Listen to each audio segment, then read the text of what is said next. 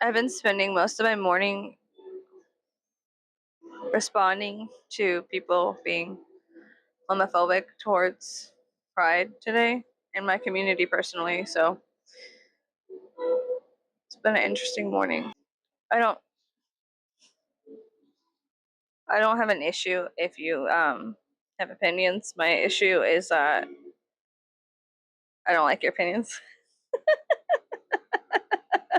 I don't fucking have an issue if you have opinions. My issue is I don't like them, and I think they're stupid.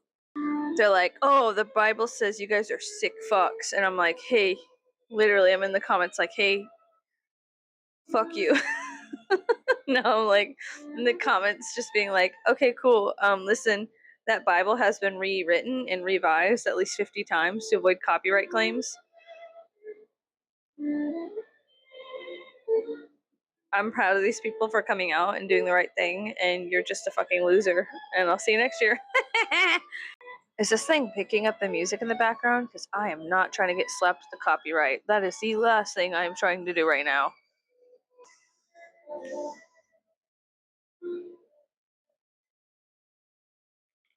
Okay. Trusty Dusty, literally, Dusty remote, Trusty Dusty remote. Why did I sound like Forrest Gump? Okay. You're wondering what this is? It's a tarot deck. I keep them all around my house. I have like 50 decks. If I like them, I buy them. I'll keep them around my house. I have another one over there. There's actually one right here, and there's one right there. They're everywhere. They're littered throughout my house. So at any given chance, I could just grab a deck and shuffle and pull a card. And I like that about my life. And I like that about my like dad. Okay, I like that. I like about I like having tarot decks all around my house, Dad. Oh my god. Insane. I'm just kidding. What's a dad? Anyways, um, yeah. So, anyways, I've just been responding to a lot of hate online with the either like I give back exactly what they gave out, or just snarky, very witty comebacks. Because a lot of these people are very, very old Christians, and it's okay for them to openly hate people. I'm not saying that they can't openly hate people, but what I am saying is like, not around me, not on my internet, not on my internet. And so, yeah, I finished the Paul Rubens documentary, and that was pretty sad. That was pretty fucked up because like. I'm pretty sure the people that claimed that he was like doing very dark things, I'm not going to repeat on here. Um, it's coming out that like a lot of directors, producers, and shit like that, and actors have all like been in these crazy like sex rings, and so I'm pretty sure that he just pissed somebody off along the way, and they were just trying to take him out. Um, and it's yeah, it's crazy. It's pretty crazy because like whenever you do watch a documentary, I'm not gonna spoil anything. It's a pretty good one. It's actually very sad because this is actually like a documentary where somebody dies before it's finished. And, I don't know, dude had his life devastated. In fact, these things people wrote, it was a lot easier to ruin people's lives back then. And I think that they really did keep up with that formula of blackmail and leverage. They kept up with that formula pretty well into the 90s and now. Um, yeah, now because it's just crazy. It's very crazy. Being a human is very, very concerning. It concerns me. It confuses me. But what I do think is that we need to all pray to the god Ra. Every fucking video I have them be like, "By power Ra." I think we need to pray to the ancient gods of Egypt, to fucking help a bitch out. Okay, maybe not. I don't know, guys. Look, I don't really know. I don't know anything. Okay, do not follow me for like if I go to hell and you get stuck there, I'm not turning back because baby, that's part of the rules. You don't look back, you get stuck. You don't eat no food. You don't look back. You crawl on your tummy and like, bro, listen. Um, Do I say that you should follow me? Absolutely not. I say you should form your own fucking opinion, investigate within, and start asking questions that lead you to your path, to the stars, babe. Like to the path of the stars, babe. Um, now I don't know. And then like you take the step on the journey, and it's revealed to you along the way. But like for real though. But like for real though. It do be like that. It do be like that. Um, do you understand what I'm saying? Because I don't. Anyways, have you guys, been okay? Have you guys been all right? Have you been? I woke up from a nap. So this is my morning. Hi, it's 3 p.m. This is my morning. Fuck everybody. This is my sleep schedule to stay happy, crappy, and flappy. Okay? Listen, if I don't sleep during the day and I have to witness hundreds of degrees of weather with hundreds of degrees of humidity, I will do something bad. So I have to sleep through the day. And I like sleeping through the day. I like sleeping through the summer. Fuck the summer. And like here's the thing. I actually do love summer. Um in different way, like when I was in a very arid climate, not humid, no humidity. I love dry heat. I love the desert. People are like, "Oh, it sneaks up on you." Good. In fact, my fondest childhood memories are sleeping in dry heat, like camping and sleeping in dry heat. Traveling to Arizona and New Mexico and just sleeping in that kind of deserty wind. Like it's I love that. I love that. So that's me investigating myself. I love that. And what I do not love is humidity. I do not love chewing on my air. I hate that. I hate that a lot. Yeah, I fucking hate that a lot. Fuck you, motherfucker. I fucking hate that shit. I hate it, dude. I fucking hate it. Now, the humidity in Texas, I will say, is a different flavor than the humidity in Louisiana. I love the humidity in Louisiana because it's actually really good for my olfactory sense. I'm a very sensational person where I love a good scent. And so smelling jasmine and being able to chew the smell of jasmine in New Orleans, like whenever you get that scent at night and it does hit your brain and starts enveloping the ripples of your squishy little meat sack juicy brain stuff. I like that. I like that. I like a good olfactory hit. Okay, I don't like a bad one. I don't like smelling bad stuff. Okay, but I like smelling good stuff. I do, and I like smelling good stuff. And so, yeah, New Orleans at night smells magnificent, magnificent. And my favorite people, because there's magic in New Orleans, and magic has a smell, has a scent. Magicians have a scent, and I'm not talking those dapper men in those suits. I'm not saying that. Well, they are pretty boys. God damn, a magician, they are so beautiful. That's a trap. Put a magician man in front of me, and you could trap me. That's my trap. I'll be like, wow, look how pretty he is. and then I get trapped. Boo. Anyways, a mercurial man in a suit? You don't say. And then, yeah, this is how it ends, boys. Um, what was I saying? Oh. Magic has a scent. Like magicians, actual magicians, like people who do high magic or even people who do like rites, rituals, stuff like that. And I'm not talking OCD rituals. That doesn't count as magic. No. Let's unpack that.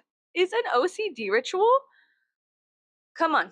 Come on, people who even lurk. People who lurk. I want your fucking opinions, guys. I want your fucking weird ass opinions because I have weird ass opinions and y'all can't just be watching me and not thinking a thought. You think. Are OCD rituals a form of high magic protection? I don't know. I don't know. Checking those locks and unplugging that oven. Is that high magic for its defense against the dark arts, darling? Um, darling. Um, yeah, I think it is. I think it is some kind of magic because fuck this shit. Like everyone's like, oh, nah. I got into some arguments with some Christians online. We're gonna go back to like how magicians have a scent in a second, in a minute, and we're gonna go back. Grug core. Have you guys heard about Grug core? If not, let me turn you on to it. It is caveman core. Okay, I've been into caveman shit lately. Mostly, I have kids, and so they're online, and so they bring back to my awareness the awarenesses of the world and like what's going on. Grug core. Okay, so yeah, we're not going to talk about Grug core because my microphone died. So magicians do have a scent. Sorry, we're just gonna go back to that. Magicians absolutely do have a scent. It doesn't matter if you are like a solo practitioner of magic in general, or if you are in a coven, or if you have a group, or you're part of the OTO, or anything Aleister Crowley has ever touched, or you read the occult a lot, that kind of, I don't know, that kind of person, they have like a very specific scent around them, and I can't explain it. And I don't really care to explain it because I don't care. But actually, that's a lie. I actually do care. I care a lot about how these magicians smell because it is intoxicating. They have an aura around them that is like so magnetic to be around, and it makes me feel very comforted to be around people who have that kind of intelligence about them, awareness, and that study that kind of stuff. I feel like their aura is like a cozy feeling to be around somebody who does research in that stuff. You know what I mean? And it feels good to be around them. And I've been around plenty of them. And boy howdy, is it intoxicating to be around them. And I really do like being around people who practice high magic because they smell good. Um, now there's certain people who make my stomach sick. Like I'm just gonna go off of like we're just gonna start talking about weird stuff. Okay. Thanks for being here. Thanks for being a pal. Thanks for being a babe, darling, doll, sugar pie, honey bunch. You know that I love you. Kind of shit. Okay, listen.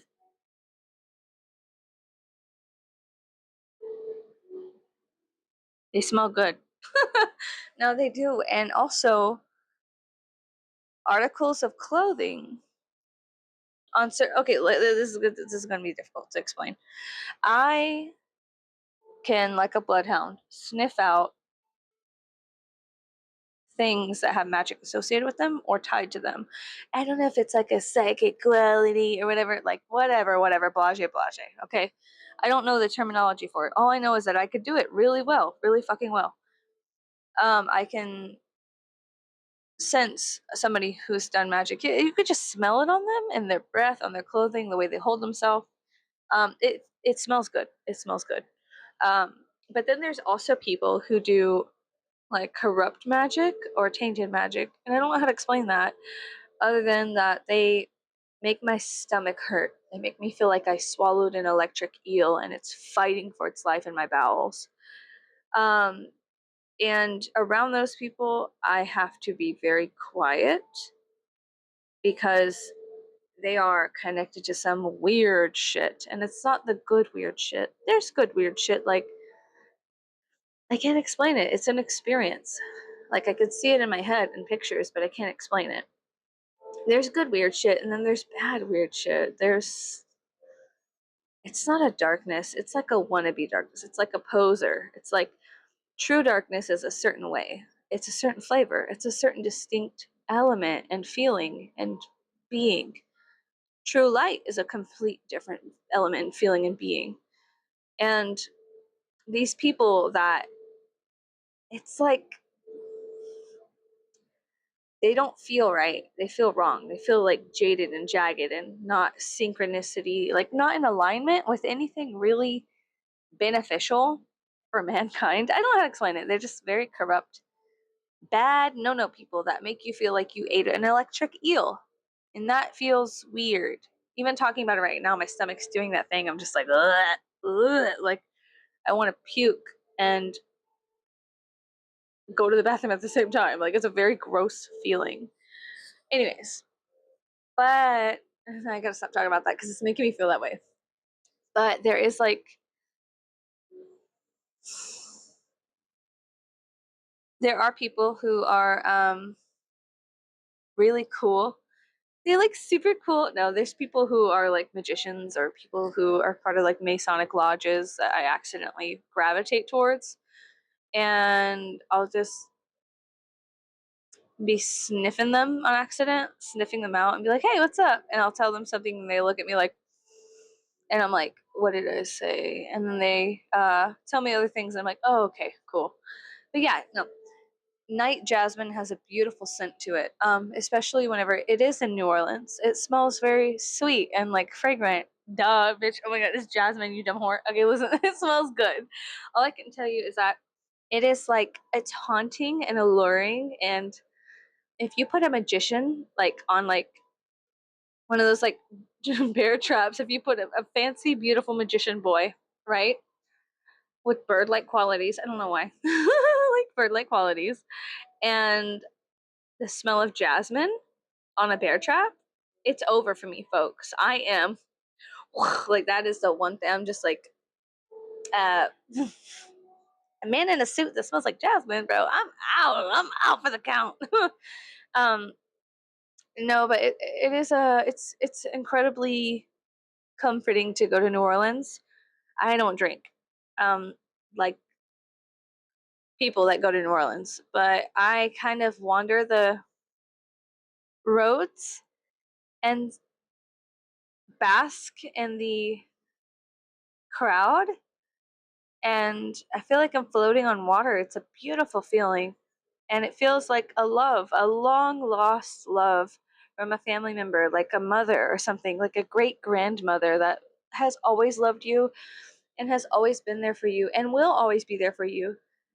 And it's like running home after a really bad breakup, and you run into her arms and she has food ready and like a warm blanket and hot chocolate and a good coffee, and her house is so warm and comforting. That's how New Orleans feels to me, like a love that I needed for a very long time and I could not obtain from a human in this life, but I needed it. It's like every human needs this feeling of comfort while we're still entrapped in this meat suit. Meat suit. New Orleans is magnificent and beautiful, and I was going through the streets and I saw a giant jester apparition. It was not real, but it was like a shadow of a jester. And then, like, I understand the Loa and the gods, the Loa, the Loa and the gods and things of this nature. I do a lot of research and study on many different ways of thought, schools of thought, let's just say. And so I understand Afro Caribbean culture, and it's very special to me. It's very important to me. It is a beautiful thing, and I've had family members who did like Santeria and things of that nature, and they're cousins. Santeria and also voodoo, um, and it's just a tiny tiny little speckle on a much larger trout of uh, I don't know, like it's not just religion, but it's also a much larger thing. Anyways, it doesn't matter. Because it's not for me to get into right now. But what I am saying is that I saw this giant shadow jester appear, and I said, so did you guys see that? And then it wasn't him. It wasn't not a shadow gesture. I think it was like a statue of Jesus or something like that. And I was like, that is odd. I said, now hold the fucking phone. Um, so then after that, there was a man and his cousin and his girlfriend or something selling rocks. They were selling like crystals and metaphysical supplies on a stand. Like you could walk down like Bourbon Street and shit like that. And there's like tarot card readers everywhere. And in the square, there's tarot card readers with like little pop up. How do you say the tables? Pop up tables, and they are so fun. And I love walking past them because they have a scent as well, and it makes me very very happy. Um, yeah, it's so beautiful. Yeah, so the humidity in New Orleans is different than the humidity here, probably because of the microbiology and the way that it forms externally from such a small level into a larger level. There's different flora, fauna, and people. It is a cultural mixing pot, and it has been that way for hundreds, arguably thousands of years, depending on which schools of thought you subscribe to. and I don't care which ones you subscribe to, but if I do ask, then I want an opinion because I don't know what to say. Anyways, um, but it's just very nice. It's a beautiful place. It tastes good. And now some people are like, "Oh yeah, well it tastes like beer and piss and that's it." You're not in the right areas. You're not in the right areas. Some places are fragrant with exotic cigar smoke and, like I said, like star jasmine and copal, and that's where I'm getting into copal. So this man had a table and he was selling like crystals and stuff like that. And I said, "No, I want that. I want what you're burning." And he goes, "Well, I'm not actually selling that."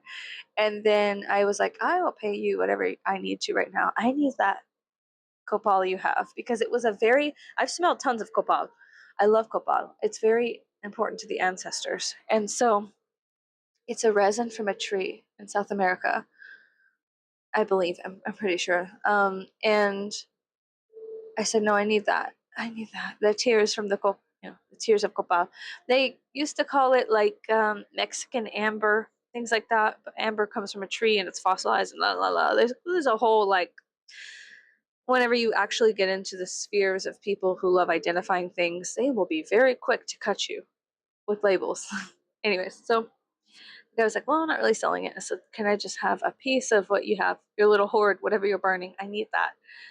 He's like, "Fine." So then he sells it to me, and it's like these beautiful, like, well, they're teeth colored tears of resin from a tree.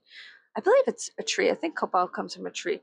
Anyway, so I ran to my group of people I was with, and I said, "Bam!" And I showed it to him like it was a bag of crack or something. Like, it was so funny. It was like a very strange exchange because they were like, "Where the fuck is she going?" And I didn't tell them. And I said, "Wait right here. I'll be right back." And then I did my little barter exchange. And then I came back and I said, "I got it." And they were like, "What the fuck is that?" And I was like, "What he's burning. Do you smell that? That's what it is." And it is such an alluring, beautiful scent. I love copal. Like, I am a sucker for tree resin. When tree resin is burning, I'm just like it's definitely another thing. I'm just like, that is delicious. What does that smell? Oh my god, is that brisket on the grill? And I'm like, is that a tree? Like, is that tree amber? It's a beautiful taste. Whenever you do taste it and you smell it and it hits the senses, it's very, very nice. Um, yeah, yeah. So it's very different. I'm a very difficult person because I love New Orleans. New Orleans and the Mississippi has a beautiful heart feeling to it. I love it. I love it, love it, love it. I can't get enough of it. I wish I could be there forever, right? Just there, smelling and being and just around all of that beautiful culture. And it fits together beautifully and it has expression beautifully. It is the future. It is a future. These places on the, man, just New Orleans is like the future. It's very beautiful and magnificent. Some people argue, "Oh, there's crime." No shit, Sherlock. There's tons of crime everywhere, asshole. Like, have you watched the news? I mean, there's tons of crime everywhere. There's crime here. I mean, I'm not gonna say exactly what kind of crime, but there's some pretty fucking violent crime here when it does happen. But the newspapers hide it. But I have friends who are cops and friends who have family members who are parole officers and cops, and shit gets around. It's a small area, so you get the details, but they're not in the papers. You better not fucking tell anybody either, kind of thing. It's very scary down here. Not cool. Not cool. Not cool at all. But yeah, I love I love the way magic smells and feels. It is heaven. It's so beautiful to be in a spell, and I don't think people understand what that feels like unless you understand what that feels like. And it feels comforting and good. But then also you can sense when people do protective magic, you could sense that, and if you know how to sense things. And then even when people are doing things for specific reasons, such as becoming seen or boosting their career or whatever. It's very interesting. Anyways, I used to work in a field where I had to point people in the right direction, such as for magical things and purposes and whatnot. And it was my job to be like, oh, we have a book on this, we have a book on that, we have a statue of this, we have a statue of that. Here's the correspondences. That was my job for many years, and I was very good at it. And that was the only job I feel like I would ever be good at. Is that after losing that job, or not really losing it, but having to let it go and leaving, um, it felt like I was serving the gods, and I felt like I had a purpose that was better than just rotting in my bed, right? And of course, it felt good. It felt great. It felt very good to be plugged into such a beautiful community, one that had pagan pride, one that was inclusive and not exclusive. I talked to plenty of people who were in closed religious circles, and when you talk to people online, they're extremely ignorant and stupid about closed religion or closed cultures or things of that nature. They're very ignorant because they don't really talk to people. They just go on Reddit or Tumblr, read a fucking post, and think that's God. They don't really speak to the people within those closed circles. And I was able to do that. And they're actually very open. They're actually very open to practices. They're actually very open to the idea and the fact that they want you close to God in whatever way that shows up for you individually. If that shows up for you having to be a part of a drum circle, they're very inclusive. They want you to be a part of it, a part of their community, because they are serving something higher than a social morality that changes at the drop of a shoe or a pin or a dime or a pin or a dime or a shoe. They are serving something much higher than themselves. And a lot of the people online will serve themselves, and not in a really cool like satanic way where they'll, oh, yeah, sir, we serve everyone, or an Aleister Crowley way. They serve a very ignorant part of themselves that is unaware of the vast world underneath the rock, the tunnels and channels beneath the earth that are and are not. And so I'm just going to say, like, online people are extremely ignorant, and you should go off of personal experience in real person time. Like, this is me just explaining experiences to you, but you can also take my experiences and experience them for yourself. If you want to go to New Orleans, do that. If you want to hang out in a graveyard, do that. Bring a couple pennies, put them at the front, pay the gatekeeper. Um, there are things that people online, they say to you, you are not allowed to do that because you have a certain shade of skin or something. And these things are actually a type of how do you say? It's a like a mask. It is like the high priestess card. Either you challenge that and go past the veil if she allows you to, or you submit to the challenge and you go, oh, I guess you're right. Jesus, you're right. I shouldn't even be alive. Wow, I guess you're right. I fucking suck. Fuck me, right?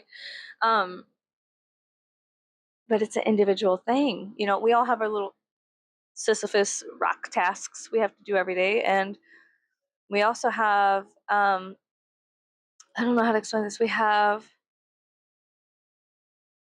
things that we do every day that are mindless, and then we also have another aspect to us that is sometimes hidden in a dark, damp cave. It's like a candle in a dark cave. You have to figure out how to light it. You have to figure out even if the air in the cave is safe to consume or if it'll kill you. It's like we all have our own little, not just like hero's journey, but that's just so overused. We have our own psychological paths we have to go down, and our own spiritual paths and our own physical paths. Sometimes those things intersect, sometimes they don't, and that's okay. Um, but what I am trying to say is that I have met High Priestess, I have met 33rd degree Masons, I have met all kinds of people from all kinds of paths. I have dined with cult leaders and almost been the victim of them. Um, I have dined with people from very, very important families in this country. I have dined with beautiful girls who were possibly an incarnate of Buddha, but they didn't even know it. I have dined with all kinds of people, and I will tell you that in person, people are magnificent when they start following their own light. And as a whole, on the whole, when people are subconsciously being pulled a certain way and catering to the social norms and factors around them, um, they are not um, worth your time of day. And it's very sad. I have, I've also dined with people who are just unconscious and falling into every fucking trap a news anchor could put you into. Every trap a piece of propaganda could, just devouring propaganda, shoving it in their eyes and ears and every orifice until they are numb and no longer human and much like a robotic shell. And even robotic shells would have more meaning to their life than the people that I'm talking about.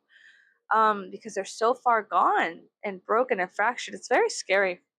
But everything is a lesson and everything is a blessing. And to some extent, it is important for us to go through those moments too, where we are lost, where we are devouring propaganda, and where we are like, well, maybe they're right. Maybe that's true. Because later on, we can go, let's hold it against something else and go, is it true? And what is our individual truth? Because every individual truth has purpose and meaning. And it's up to us to seek that. Sometimes it's dangerous and sometimes it'll kill you. Not gonna lie. Sometimes you come back, sometimes you don't. Sometimes you're big dead forever. That sucks. That sucks. Um, but sometimes you die and sometimes you wake up and you're like, whoa, that was freaky dicky. Like what the fuck was that about? Um, it's something my mom loves saying. What the fuck was that about? Because she also had a very strange life that made her say those things. Um, yeah, sometimes we become numb and complacent or addicted and lost in a cycle and a rut, but if you just stop long enough, everything will kind of like shit will hit the fan and chaos will ensue and then everything's leveled and you could get out of that rut once everything's leveled. But it takes a little bit amount of chaos to really make a big thing crumble. An act of God, if you will. The Tower card. The Tower card. And it's not over until it's over. Yeah, it's not over till it's over. But much like a wildfire, wildfires are fantastic for the soil. They're really, really good. And we're learning new things about the planet every day. So, yeah, try to turn off your TVs, try to turn off social media. If you have your favorite YouTubers, like I do, on YouTube, see what they're doing, see how they're doing. Um, Remind them that it's not always going to be like this, guys. It can't. If we put it in a fucking pie chart, no, no, no, babe. If we put it on a Venn diagram, no, no, no. What's the word? Excel spreadsheet, is that the word? If we project the way if let's just slice this part of time and space right now, if we project it going on like this forever, it would be cataclysmic, not just to the states or where you're at or who we are as a human race, but to all life on earth. The way, so it can't keep going on like this, and it won't, because there's other factors at play that we cannot control, above and below and side to side, and cha-cha slide, cha-cha real smooth kind of shit, that are governing and moving and shaping and forming, and we're just along for the ride, baby. Sometimes. I'm sorry, I was thinking about, we've been rewatching now that so yeah, whatever. I don't know what I just said to you. Whatever. Maybe it was important, maybe it wasn't. I don't fucking know, and I don't fucking care. What I'm gonna say now is we've been watching a lot of Final Destination movies, okay? Oh my fucking god. Now that I've yapped your ear off. Final Destination 2, great movie. Final Destination 2 is such a fucking good movie. Like, they couldn't top it. 3, it was okay.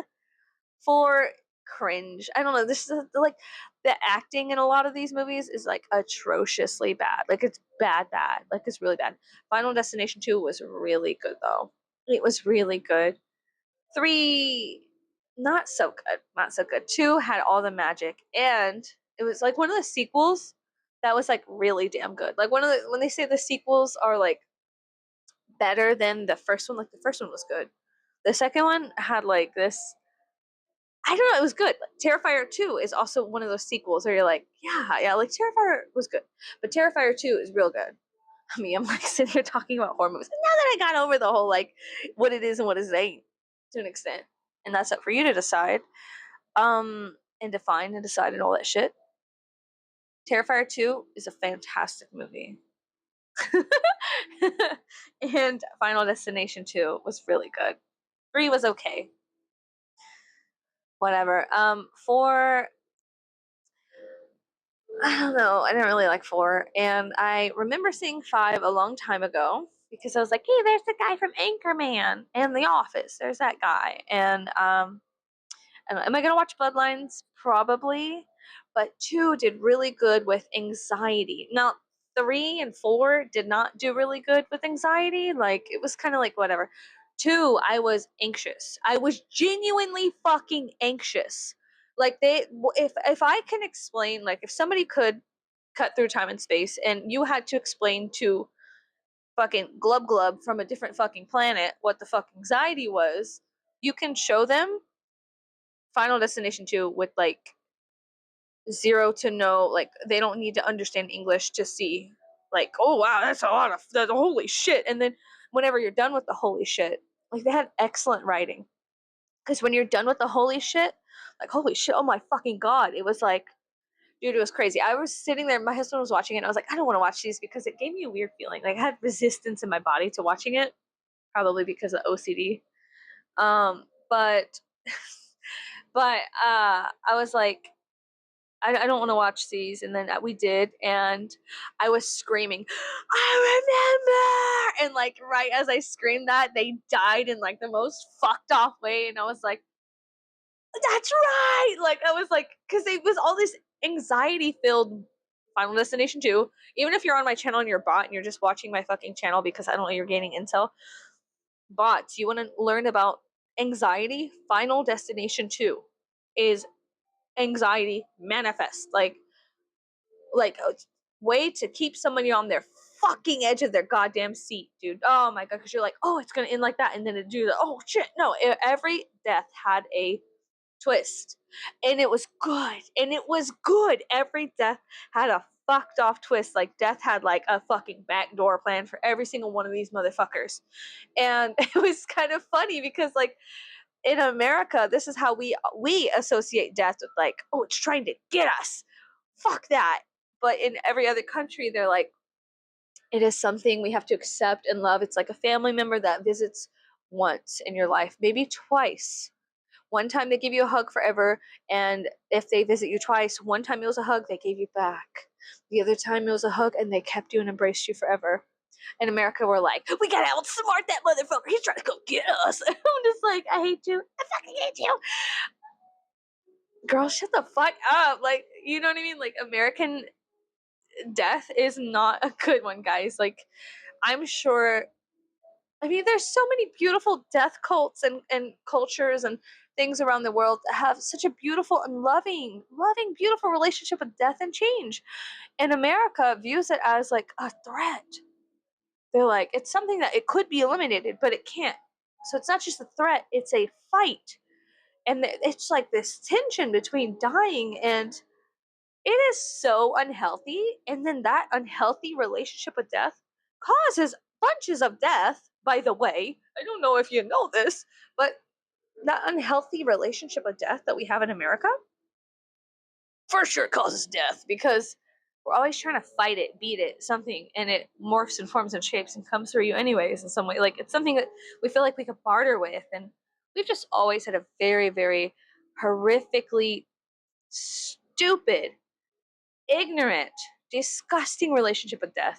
And if you have a good relationship with death, even like let's say you practice uh, let's say you are practicing witch or you make offers to the gods and goddesses. Let's say you're a pagan, that's the word.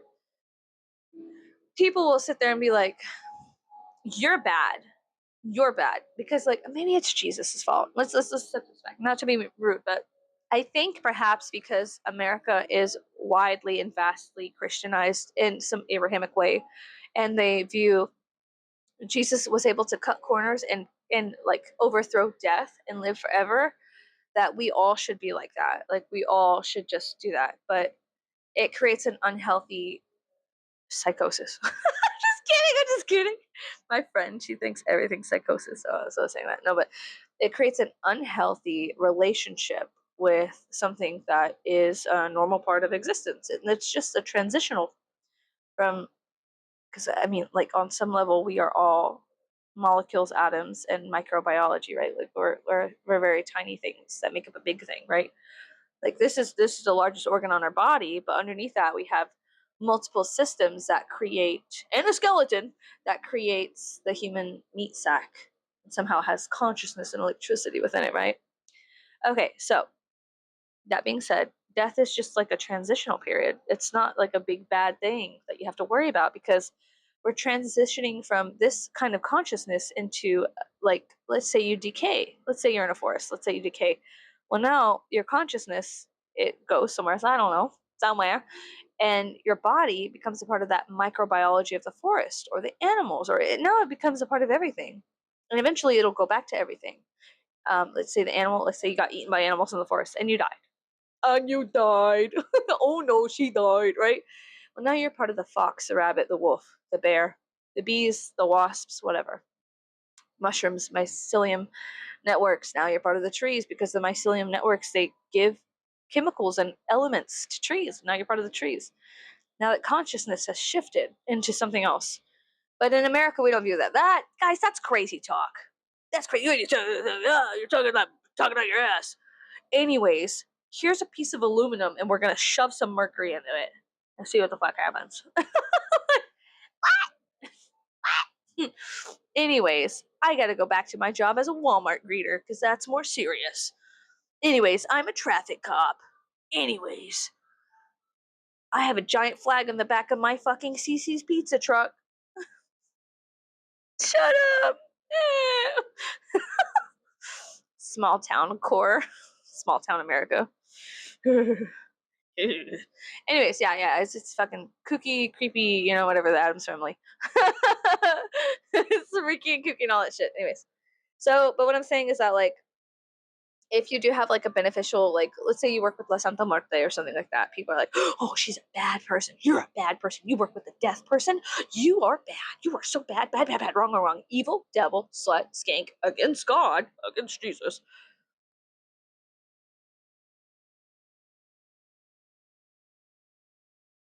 What?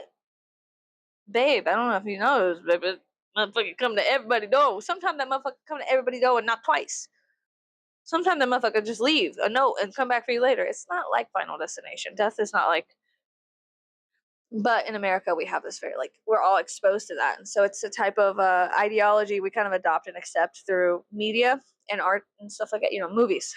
That media art shit. It's called movies, bitch. It's a story projected through electronical devices that hits everybody at the same. We're all storytellers. We all tell stories, and we all devour stories, and the stories we devour change us to an extent, and it's dangerous, but fun, and also dangerous, because then there's a aspect of control, and people love to control, or not people. I don't know who's in control of all the control, but um, can you chill out? Can you chill the fuck out with all this shit? Yeah, yeah, it's crazy. I feel like we're in, like, if we are in a moment, I feel like we're in like three separate moments. I feel like we're in the high priestess moment. I feel like we're in the Fool moment and the Tower moment. I feel like those three cards really resonate with what's going on. It's like Fool, High Priestess, Tower. And then it's like a rapid cycle of that. And for some reason, I feel like it is a glitch. Like whenever a machine gets caught and it's like threading wrong, and it's like, like there's some strawberry jam in the cogwheels of life right now. And it's just really fucking odd. But what the fuck do I know? Not much. Nothing really, except my own personal experiences. I know what I like. I know what I don't like. I'm leading and living a life that I don't particularly feel connected to right now, and it causes me some depression. And so I need to make time to go back to those aspects that I loved, that made me feel alive, that made me appreciate life and respect life too. Respect life and respect death. Because those two things are way more important than respecting some fucking guy that you really can't trust or some girl you really can't trust. You can respect things like nature, life, and death, you know, shit like that. But yeah, I'm gonna go. I could yap forever, and that's something I like doing. I like doing this. I like getting on YouTube and yapping and putting out these videos because I don't know, maybe it's me decompressing. Maybe it's very therapeutic for the day.